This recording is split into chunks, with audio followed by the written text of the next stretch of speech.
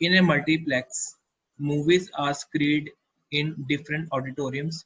So you have gone to mall, वहाँ पे आपने देखा होगा कि अलग-अलग ऑडिटोरियम्स में अलग-अलग मूवीज चलती हैं. So one movie can be shown in more than one auditorium. In order to maintain the record of movies, the multiplex maintains a relational database consisting of two relations, that is movie and audi. Right. तो मतलब कि एक database है जिसका नाम क्या है, multiplex. तो उसके अंदर हमने दो रिलेशंस बनाए हैं, यानी कि दो टेबल्स, एक है मूवी, दूसरा है Audi. Audi means auditorium respectively. अब मूवी वाले टेबल में जो हमने कॉलम्स बनाए हैं, यानी कि जो हमने फील्ड्स बनाई है, फील्ड्स यानी columns, one and the same thing. एक तो है मूवी आईडी और है movie name and release date, किस दिन वो रिलीज हुई. उसके बाद है हमारे पास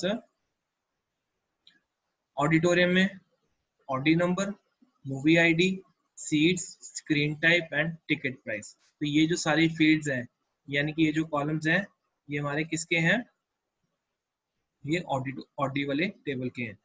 now question number 1, is it correct to assign movie id as the primary key in the movie relation? If no, then suggest an appropriate primary key.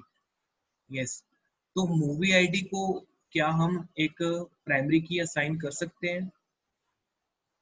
Primary की something which makes the record, यानी कि एक रो को वो unique बनाती है. सो हर एक movie की अलग आईडी होनी चाहिए, अदरवाइज क्या होगा, डुप्लीकेसी आ जाएगी. So it must be having a primary ID. ठीक है, तो मूवी आईडी जो है उसमें क्या होनी चाहिए, it must be a primary की, क्योंकि आईडी एक ऐसी चीज होती है जो हर एक को दूसरे से differentiate करती है. Right. Now coming to the second point, is it correct to assign odd number as the primary key in the odd relation? If no, then suggest appropriate primary key. तो बताओ इसमें क्या हम odd नंबर को कर सकते हैं, auditorium number को प्राइमरी की असाइन कर सकते हैं? Is that can be possible? इसका रीजन है no, because multiple movies can be seen in the same audi at different intervals of time. The primary key will be audi number and movie ID which acts as a composite primary key. तो ये कह रहा है कि आप अकेले Audi number को आप प्राइमरी की असाइन नहीं कर सकते. क्यों? क्योंकि सेम ऑडी में क्या होता है, डिफरेंट मूवीज चल सकती है. अगर 3 से 6 मूवी ए चल रही है तो 6 से 9 मूवी बी चलेगी. तो चाहे इंटरवल्स ऑफ टाइम है, but it is having different values, it is containing different values. But odd number and movie id they combine to make a primary key. तो जब हम दो कीज को लेकर एक सिंगल प्राइमरी की बनाते हैं तो उसको बोलते हैं कंपोजिट प्राइमरी की. कंपोजिट प्राइमरी की का मतलब ये है जब हमें लगता है कि हमारे रिलेशन में, यानी कि हमारे टेबल में कोई भी ऐसा कॉलम नहीं है जो यूनिकली आइडेंटिफाई करे, तो हम क्या करेंगे, दो कॉलम्स को यानी कि दो फील्ड्स को कंबाइन करके एक सिंगल प्राइमरी की बना देंगे और वो क्या एक्ट करेगी, एज अ कंपोजिट प्राइमरी की.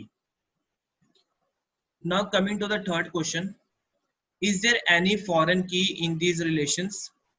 हाँ जी, कौन बताएगा इसमें इन दोनों टेबल्स में से कौन सी ऐसी फॉरेन की है और वो क्यों है, उसको कौन जस्टिफाई करेगा?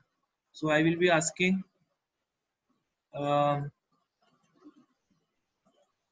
Rhythm Jain. Rhythm Jain. Sir movie ID. Okay, reason? Sir वो दोनों टेबल्स को ज्वाइन करने का काम कर रही, दोनों टेबल्स में है sir. Yes, very good. Movie ID देखो, ओके बेटा म्यूट योरसेल्फ. जो मूवी आईडी है वो मूवी टेबल में भी है और यहाँ पे जो मूवी आईडी है वो ऑडी टेबल में भी है. तो जब दो टेबल्स में एक कॉमन की आ जाती है तो उसे हम क्या बोलते हैं, दिस इज अ फॉरेन की. ठीक है, मूवी में तो ये प्राइमरी की एक्ट करेगी, but when it comes to audi यहाँ पर ये फॉरेन की तरह एक्ट करेगी. यहाँ पर ये क्या करेगी, ऑडी टेबल को मूवी के साथ जोड़ने का काम करेगी. Right. Now coming to the next question, for the above given database student project, ठीक है, डेटाबेस का नाम है student project. Answer the following. अब आपको लेट मी जूम इट। अब यहाँ पर आप देख सकते हो कि एक टेबल है जिसका नाम है स्टूडेंट, राइट। उसमें कॉलम्स है roll number, name, class, section and registration ID. उसके बाद हम बात करते हैं, टेबल है project, project number, project name, submission date. अब उसके बाद तीसरा टेबल है दैट इज प्रोजेक्ट असाइंड। उसके दो कॉलम्स है registration ID and project number. तो ये तीन टेबल है student, project and project assigned. ये तीनों किसका पार्ट है? प्रोजेक्ट डेटाबेस का ये पार्ट है, ठीक है। अब क्वेश्चन क्या है, नेम द प्राइमरी की फॉर ईच टेबल। अब आप मुझे बताएंगे कि हर टेबल में से कौन कौन सी प्राइमरी की बन सकती है और क्यों, right. So I will be asking from you. हाँ जी Ranjit, unmute yourself. Yes sir. हाँ जी बेटा, टेबल स्टूडेंट में बताओ कि कौन सी प्राइमरी की बन सकती है, किस कॉलम के प्राइमरी की बनने के चांसेस ज्यादा है?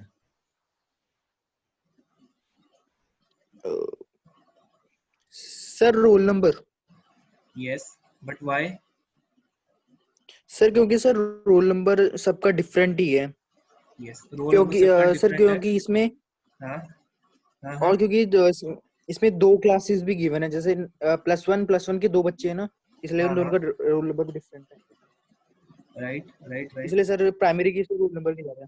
यस, प्राइमरी की रोल नंबर ही होगी क्योंकि बाकी टेबल्स में डुप्लीकेसी, बाकी कॉलम्स में डुप्लीकेसी होने के चांसेस ज्यादा है, right. So roll number will be acting as a primary की।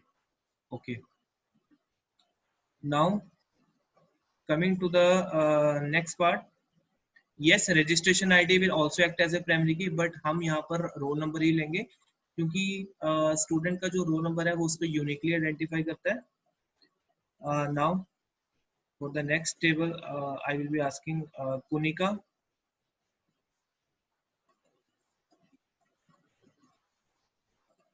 Kunika, Yes, unmute sir. yourself. Yes, ये जो टेबल है प्रोजेक्ट टेबल है, इसमें तीन कॉलम्स हैं, project number, project name and submission date. तो आप मुझे बताओ इन तीनों कॉलम्स में से कौन सा ऐसा कॉलम है जो कि प्राइमरी की तरह एक्ट कर सकता है? So project number. Are you sure?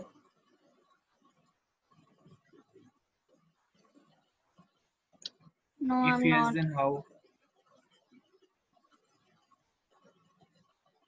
अच्छा मुझे Because it has different. Hmm, Because it has different values. it has different value. And why not submission date? Sir, first and second. In first and second column, dates are same. Yes, very good. So the values are being repeated. So this column cannot act as a what? Primary key, right? Project name, it can be same because maybe there are few students who have opted the same project. So there are chances that duplicacy will arise over there. So the answer will be the project number will be act as a primary key. Okay, beta, mute yourself. Now I will be asking Dhruv Sharma. Dhruv Sharma, unmute yourself. Okay, Gauri Singh Rawat. Yes, sir. Okay, so what will be the primary key in this table? Project assigned. Sir दोनों हो सकती हैं. दोनों हो सकती हैं. Yes How? Sir. Sir क्योंकि project number भी वो डिफरेंट वैल्यूज है उसकी, और रजिस्ट्रेशन आईडी की भी डिफरेंट वैल्यूज है. Yes, that is good.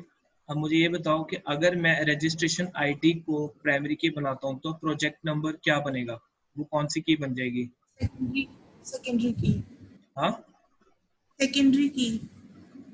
No, secondary की तो नहीं होता. अगर आपके टेबल में, आपके रिलेशन में एक से ज्यादा कॉलम ऐसे हैं जो कि प्राइमरी की तरह एक्ट कर सकते हैं, बट हमने उसमें से एक को प्राइमरी की बना दिया, तो बाकी क्या होंगे, उनको कौन सी की बोलेंगे? Alternate. यस, उनको हम ऑल्टरनेट कीज बोलेंगे।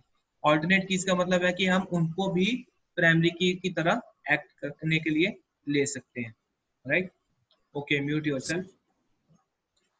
Right, now coming to the question number 2, find foreign keys in table project assigned. हाँ जी, इसमें कौन सी फॉरेन की है? Who is going to tell me?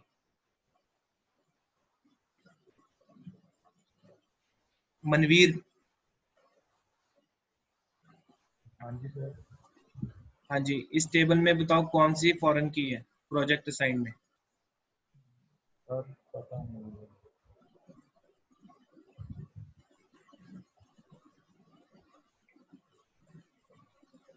Ishant Garg,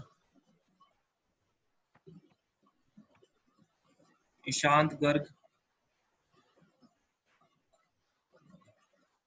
Kashish Dhingra.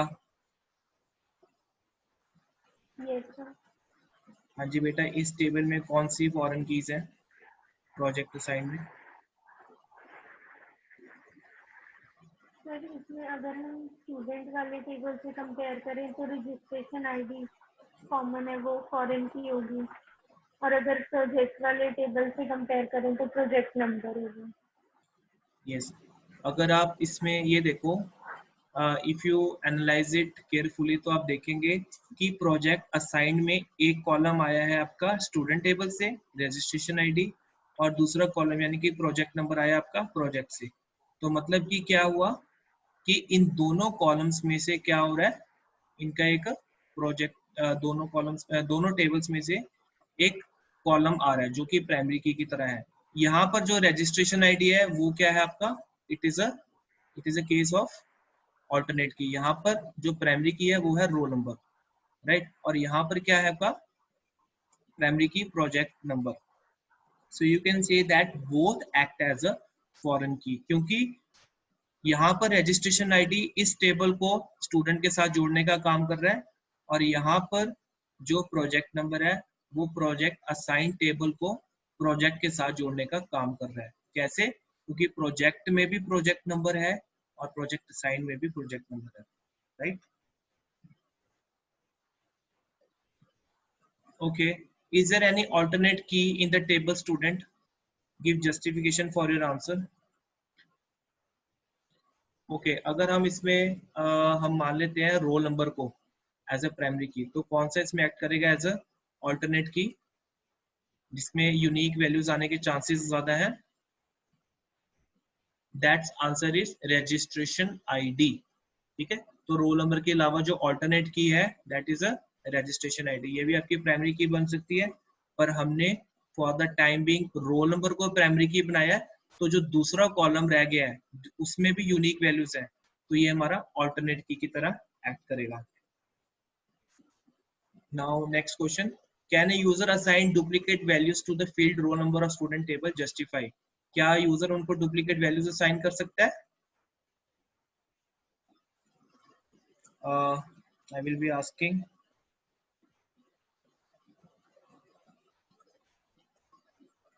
Lokesh Arora. Yes sir. क्या हम रोल नंबर में डुप्लीकेट वैल्यूज डाल सकते हैं? सर नहीं। Justify, justify your answer. Sir primary key में वो डुप्लीकेट वैल्यू हो जाएंगे, डुप्लीकेट वैल्यू नहीं कर सकते।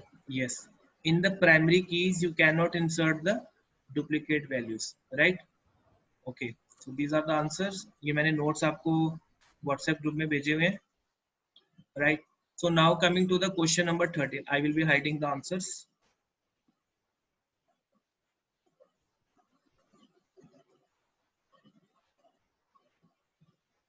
Okay. For the above given database student project, can we perform the following operations? जो हमारे ऊपर टेबल दिया गया है, 3 टेबल्स, क्या हम उनके ऊपर फॉलोइंग ऑपरेशंस कर सकते हैं? Insert a student record with missing roll number value. So that is quite obvious. क्योंकि रोल नंबर एक प्राइमरी की है, तो हम इसके अंदर अगर कोई डुप्लीकेट वैल्यू या हम इसको खाली भी छोड़ेंगे तो ये वैल्यू ये रिकॉर्ड को एक्सेप्ट नहीं करेगा, वो स्टूडेंट के रिकॉर्ड को एक्सेप्ट नहीं करेगा। Insert a student record with missing registration number value. Yes.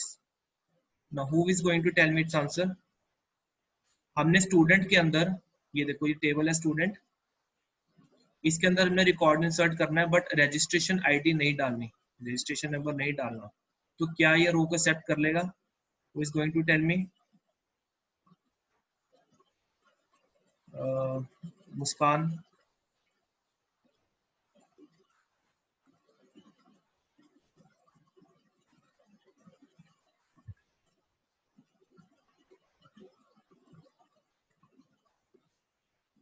Muskan, tell me the answer.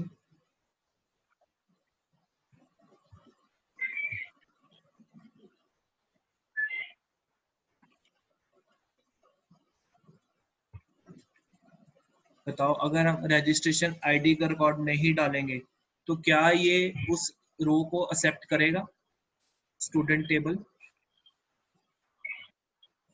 Yes. Okay, why?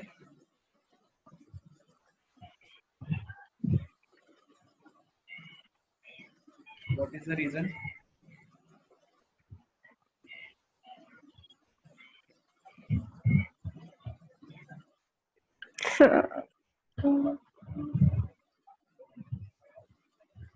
It is quite simple. देखो, जो रजिस्ट्रेशन आईडी है हमारा, ठीक है, इसको इवन दो इसमें हमारे पास यूनिक वैल्यूज है, बट हमने इसको ना तो नॉट नल कंस्ट्रेंट लगाया है, ना इस पे हमने प्राइमरी की कंस्ट्रेंट लगाया है, ठीक है। सो दैट मीन्स कि अगर इसमें वैल्यूज नहीं भी डालेंगे, so what will happen, it is going to print the take the values from the user and print it, right? Okay, mute yourself. Right, now coming to question number 3, insert a project detail without submission date. So can you insert project detail without submission date? यहाँ पर submission date के अगर आप नहीं डालोगे तो क्या project की डेट इंसर्ट हो सकती है?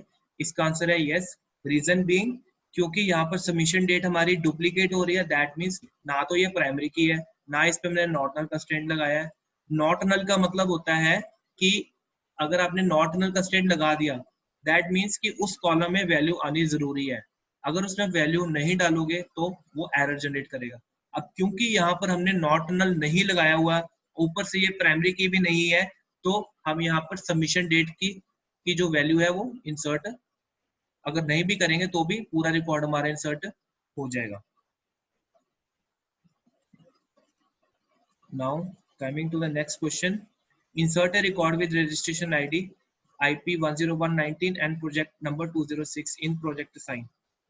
तो 19 और 206 देखो रिपीटेड तो नहीं है, सो जो 19 है वो भी नहीं एक्ट कर रहा और 206 प्रोजेक्ट नंबर भी नहीं है, so that means this value can be inserted as these both are unique values and they are not getting matched with these columns, so yes it is possible। so ये हमने back exercise के questions की है, right? so ये आपने revise करने हैं, notes I have already sent you. Now I am going to start with the next chapter.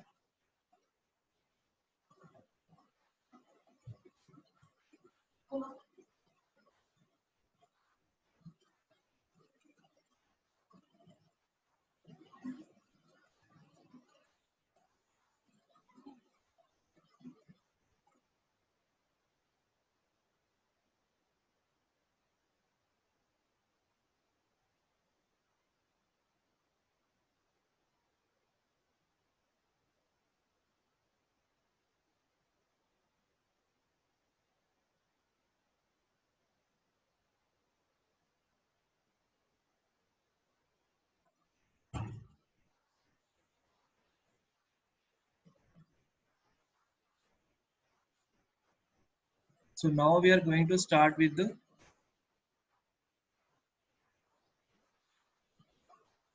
the question is being asked कि हमने रजिस्ट्रेशन आईडी को प्राइमरी की क्यों नहीं लिया। देखो इसका रीजन ये है कि रजिस्ट्रेशन आईडी को हमने प्राइमरी की रीजन इसलिए नहीं लिया क्योंकि जो एक क्लास में रोल नंबर है वो हर एक बच्चे का यूनिक है, राइट। मे बी शायद ऐसा चांस हो सकता है कि एक बच्चा, आपने देखा होगा जैसे कुछ बच्चे एक से ज्यादा ऑप्शनल सब्जेक्ट लेते हैं, हमारे भी स्कूल में कैसे कुछ ऐसे बच्चे हैं जो एक से ज्यादा ऑप्शनल सब्जेक्ट लेते हैं, ठीक है। उसी तरह may be there comes a situation कि कोई स्टूडेंट एक से ज्यादा प्रोजेक्ट के ऊपर काम करे, ठीक है, तो उस केस में उसको एक अलग से प्रोजेक्ट रजिस्ट्रेशन नंबर असाइन होगा, हर प्रोजेक्ट के लिए उसको एक रजिस्ट्रेशन नंबर असाइन होगा। So in that case duplicacy will arise. It is a possibility that duplicacy may be arise, ठीक है। So this is the reason we have taken row number as a primary key. So now we are going to start with introduction to structured query language.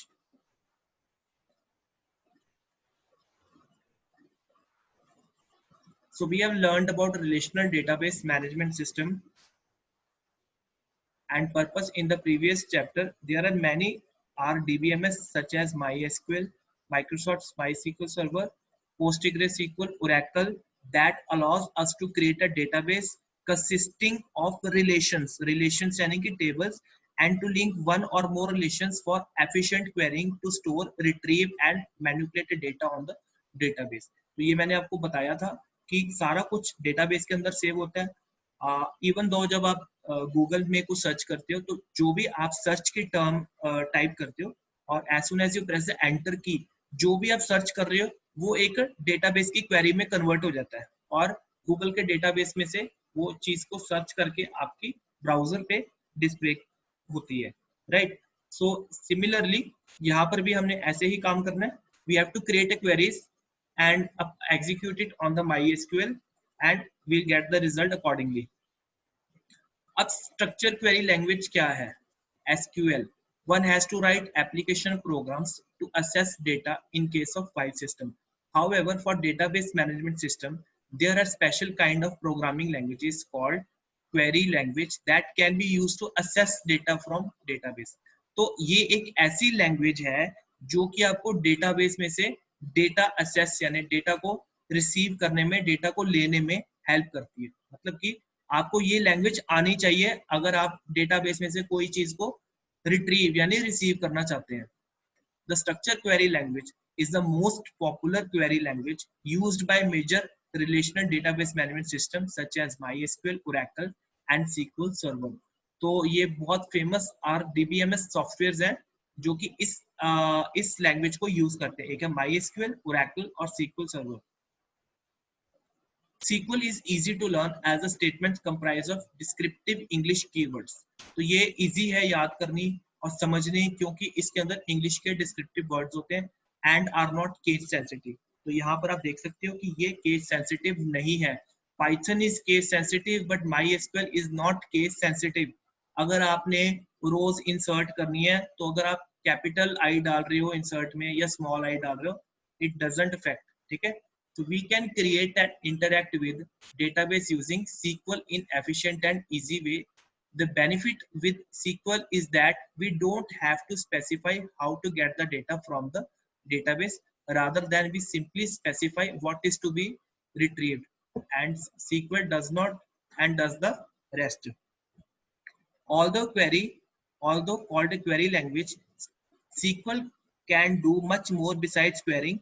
SQL provides statements for defining the structure of data, manipulating data in database, declare constraints, retrieve data from the database in various ways depending on our requirements. So what does it saying? कि जो SQL है वो आपको structure create करने में help करती है, उसके अंदर मैनिपुलेशन करने में हेल्प करती है और कंस्ट्रेंट्स लगाने में हेल्प करती है। जैसे कि आपने किसी कॉलम के ऊपर प्राइमरी की कंस्ट्रेंट लगा दिया, दैट मीन्स कि उस कॉलम में यूनिक वैल्यूज आएंगी। आपने दूसरे कॉलम के ऊपर नॉट नल कंस्ट्रेंट लगा दिया, दैट मीन्स कि अगर उस कॉलम में कोई वैल्यू स्किप होती है तो रिकॉर्ड इंसर्ट नहीं होगा टेबल में। So in this chapter we will learn how to create a database using MySQL as RDBMS. We will create a database called student attendance that we have identified in the previous chapter. We will also learn how to populate database with data, manipulate data in that, and retrieve data from the database through SQL queries. तो सबसे पहले MySQL install करना आपने, right. तो इसके लिए you need to go to this site I will be telling you.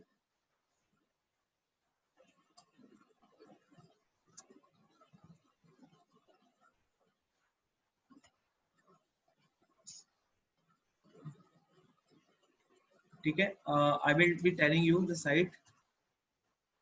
तो ये वाली साइट है dev.mysql.com, राइट। तो इसको आपने यहाँ से इंस्टॉल करना है, ठीक है। तो ये विंडोज से सर्च करना है, आपने ये वाली फाइल को इंस्टॉल करना है, डाउनलोड करके इंस्टॉल करना है, ठीक है। विंडोज x86 64-बिट जिप आर्काइव, इसको डाउनलोड करना है। और इसमें एक चीज का ध्यान रखना आपने कि जब आप इसे इंस्टॉल करोगे डाउनलोड करके, तो नेक्स्ट से पहले आएगा एग्जीक्यूट का ऑप्शन, ठीक है। आपने एग्जीक्यूट पहले करना है, फिर नेक्स्ट करना है, ठीक है। एग्जीक्यूट होने से क्या होगा कि कुछ सर्टेन लाइब्रेरीज होती हैं, वो अगर आप उसको एग्जीक्यूट नहीं करोगे तो वो लाइब्रेरीज के बिना ही आपका इंस्टॉल हो जाएगा। तो कल को अगर आप कोई एडवांस एप्लीकेशन बनाओगे तो उसमें आपके एरर आने के चांसेस ज्यादा होंगे, क्योंकि लाइब्रेरी मिसिंग होगी, ठीक है। तो आपने इसमें जब नेक्स्ट करोगे तो जहां पे एग्जीक्यूट आएगा तो आपने पहले एग्जीक्यूट पे क्लिक करना है, then you have to click next. और meantime you also have to switch on the internet, क्योंकि इसके अंदर कुछ फाइल्स होती हैं जो कि साथ के साथ अपडेट होती हैं। And one more thing, if you are not having a computer, ठीक है, तो एक वेबसाइट है W3 स्कूल्स की,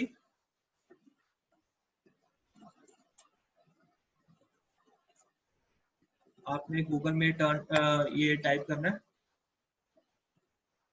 W3 schools run MySQL online, तो ये आएगा द ट्राई SQL एडिटर, ठीक है। तो यहाँ पर जब कमांड लिखोगे तो उसका जो आउटपुट है वो आपको नीचे दिखेगा, ठीक है। तो यहाँ पे जैसे कमांड टाइप की आपने, तो यहाँ पर उसका आउटपुट आपको नीचे दिखेगा, ठीक है। So you can do this as well. So coming to the topic,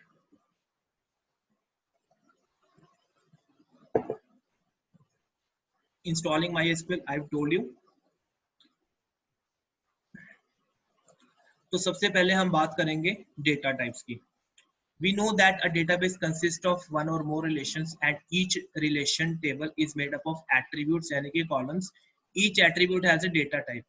तो मतलब कि हर attribute का एक data type होगा कि उसके अंदर किस तरह की value store है। So we can also specify constraints for each attribute of a relation. अब डेटा टाइप कौन कौन से होते हैं हमारे पास? सबसे पहले होता है कैर और होता है वेरचर, ठीक है। अब यहाँ पर मैं आपको बताऊंगा कि specifies character type of length n, फिर n could be any value from 0 to 255, तो मतलब कि 0 से लेके 255 तक वैल्यूज को अपने अंदर स्टोर कर सकता है। Char is a fixed length, means declaring char 10 implies to reserve space for 10 characters. अब देखो इसकी जो रेंज है वो 0 to 255 और इसकी रेंज है 0 to 65535, राइट। अब दोनों में डिफरेंस क्या है कैर और वेरचर में? It's quite simple. जो कैर है, मान लो कि आपने एक डेटा टाइप कैर डिक्लेयर किया, उसका साइज आपने रखा 10 और उसमें आपने एक नेम स्टोर करवाया, लेट्स से वो नेम है करण, KARAN। तो करण 5 स्पेसेस ऑक्युपाई कर रहा है, बट कैर का साइज आपने 10 एलोकेट किया है, तो वो जो एक्स्ट्रा 5 स्पेसेस है वो भी कैर अपने पास लॉक रखेगा, ठीक है। वो किसी और पर्पस के लिए आपके सिस्टम को यूज करने नहीं देगा, तो दैट मींस वो मेमोरी उसने अपने पास ऑक्युपाई करके रखी हुई है, ये इसका डिसएडवांटेज है, ठीक है। बट इन केस ऑफ वेरचर, आपने वेरचर का साइज 10 डिक्लेयर किया और उसमें आपने करंट स्टोर करवाया, तो 5 स्पेसेस बुक हो गई, ठीक है, और 5 खाली हैं। तो जैसे इसने देखा कि मेरे पास 5 ऐसी स्पेसेस हैं जो यूज नहीं हो रही, तो ये उसको निकाल देगा, वो उसको सेट कर देगा free, so that other applications of your system में यूज इट। तो ज्यादातर तभी हम वेरचर यूज करते हैं, हम कैर कम यूज करते हैं, राइट। तो इससे क्या होता है, एक तो आपके सिस्टम की स्पीड बढ़ती है क्योंकि मेमोरी के ऊपर इलॉजिकल लोड नहीं है, right. So we will be preferring varchar instead of char. अब आते हैं हम नेक्स्ट, उसके बाद इंट है, अगर आपने कोई नेगेटिव नंबर लेना है या आपने कोई 1 2 3 4 इस टाइप में कोई वैल्यू लेनी है, then you will be using the data type int. Float आपने तब लेना है जब आपने डेसिमल पॉइंट्स की वैल्यू लेनी है। डेट आपने वेरिएबल तब लेना है जब आपने कोई डेट वाली वैल्यू स्टोर करवानी है। उसका फॉर्मेट क्या होगा, year year year, hyphen month month hyphen day date. अगर मंथ सिंगल डिजिट का है, जैसे कि जनवरी 1 रिप्रेजेंट करता है, तो हम 1 नहीं लिखेंगे, 01 लिखेंगे, ठीक है। और डेट अगर 6 है तो 6 नहीं लिखेंगे, 06 लिखेंगे। तो you should keep this thing in your mind. पहले ईयर आता है, फिर मंथ आता है, फिर डेट। अब कंस्ट्रेंट्स कौन से हैं? Constraints are certain types of restrictions on the data values that an attribute can have. They are used to ensure the accuracy and reliability of data. However, it is not mandatory to define constraint for each attribute of a table. So table 8.2 lists various SQL constraints. तो जो पहला है वो है आपका not null constraint, right? अब not null constraint क्या करता है आपका? ensures that a column cannot have a null value. Column के अंदर नल वैल्यू नहीं होनी चाहिए। अगर आपने किसी मान लो आप एक ऐसा कॉलम क्रिएट करते हो जिसके अंदर आप चाहते हो, चाहे वो प्राइमरी की नहीं है, बट आप चाहते हो कि उसकी वैल्यू खाली ना रहे, तो आपको उसको कौन सा कंस्ट्रेंट सेट करने का? Not null. Now coming to unique, ensures that the values in a column are distinct or unique, ठीक है। अगर आप यूनिक करोगे तो डिस्टिंक्ट और यूनिक वैल्यूज आएंगे। Default means a default value specified for column if no values provided. मान लो कि अगर आप उसमें कोई भी वैल्यू असाइन नहीं कर रहे हो तो एक डिफॉल्ट वैल्यू है वो से असाइन हो जाएगी, राइट। जैसे मान लो फॉर एग्जांपल अगर लेट्स से हमने एक पाइथन में एप्लीकेशन की थी कि अगर गोल्ड मेंबर है तो 38% डिस्काउंट मिलेगा, अगर कस्टमर के पास सिल्वर मेंबरशिप है तो 20% डिस्काउंट मिलेगा, अगर कस्टमर के पास ब्रॉन्ज मेंबरशिप है तो 10%, ठीक है। तो डिफॉल्ट अगर मतलब कस्टमर तीनों में नहीं आ रहा तो डिफॉल्ट क्या था कि it will be act as a new customer और से कोई डिस्काउंट नहीं मिलेगा। तो उसी तरह हम डिफॉल्ट वैल्यू सेट कर सकते हैं। उसके बाद आगे प्राइमरी की, that you already know, that uniquely identifies each row recorded in a table, and then the foreign key, the column which refers to the value of an attribute defined as a primary key in another table. तो मतलब कि एक table की primary की जब दूसरे table में चली जाती है और वहां पर वो उस टेबल को पुराने टेबल के साथ जोड़ने का काम करती है, तो उस टेबल उस कॉलम को हम बोलते हैं फॉरेन की, ठीक है। फॉरेन की क्या होती है? एक टेबल की प्राइमरी की जब दूसरे टेबल में चली जाती है, right. Now coming to the next topic.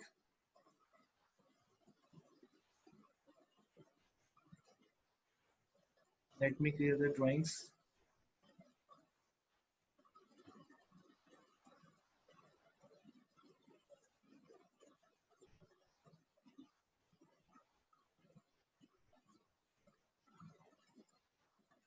Yes. अब इसमें है SQL for data definition. SQL provides command for defining the relation schemas, modifying relation schemas, and deleting relations. These are called data definition language. जब हम structure की बात करते हैं, जब हम कॉलम्स क्रिएट करते हैं, जब हम टेबल क्रिएट करते हैं, जब हम डेटाबेस क्रिएट करते हैं, तो वो सारी कमांड किस कैटेगरी के अंदर आती हैं? Data definition language, that is DDL, through which the set of relations are specified including the schema, data type of free attribute, the constraints as well as the security and access related authorizations, ठीक है। तो ये सारी चीजें किसके अंदर आ जाती हैं? DDL के अंदर आती है, that is data definition language. So data definition starts with the create statement. Create statement के अंदर start होती है। So this statement is used to create a database and its tables.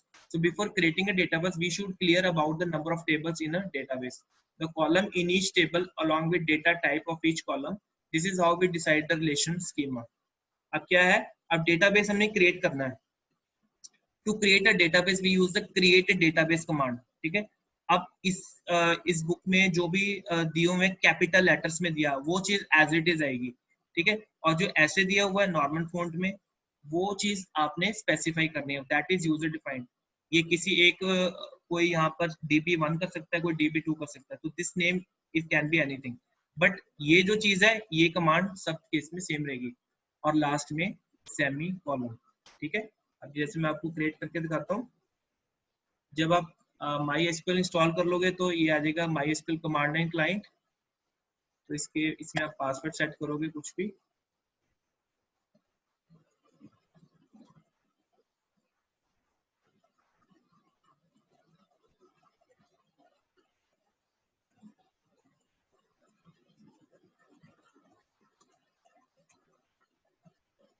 हमने स्टूडेंट नाम का डेटाबेस क्रिएट कर दिया, query okay लिखा गया, दैट मीन्स कि आपकी कमांड बिल्कुल ठीक है, राइट। तो इस तरह से आप डेटाबेस क्रिएट करते हो। अब इस डेटाबेस के अंदर क्या होगा, बहुत सारे हम टेबल्स क्रिएट कर सकते हैं, ठीक है।